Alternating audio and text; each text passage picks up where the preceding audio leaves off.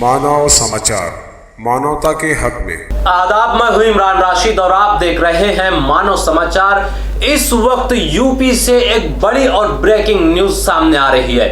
UP में election बहुत जोरों पर है। हर सियासी पार्टी अपना हर दांव पेच आजमाने में लगी हुई है। इस दौरान यूपी के झंझारसी से एक ब्रेकिंग न्यूज सामने आई है। यूपी के झंझारसी में टोल गेट पर एमआईएम चीफ असदुद्दीन अवैसी की गाड़ी पर 4 राउंड फायरिंग कर दी गई। जी हां, असदुद्दीन अवैसी की गाड़ी पर यूपी के झंझारसी टोल गेट पर 4 राउंड फायरिंग की गई। असद अवैसी ने इस बात की इतला ट्वीट के जरिए दी है। अवैसी ने कहा कि मेरी गाड़ी पर 4 राउंड फायरिंग की गई। 3 से 4 लोग थे, सब के सब भाग गए। भागने वालों ने हथियार छोड़कर राह फरार इख्तियार की।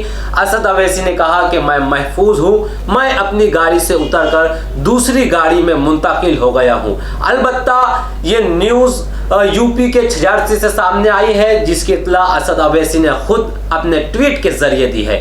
याद रहे, यूपी के झंझारसी टोल गेट पर असद अवैसी की गाड़ी पर 4 राउंड फायरिंग की गई। 3 से 4 लोग फायरिंग करने वाले थे, जो कि मौके वारदात से फरार हो गए। फरार होने के वक्त तमाम लोगों ने अपने हथियार वहीं छोड़ दिए।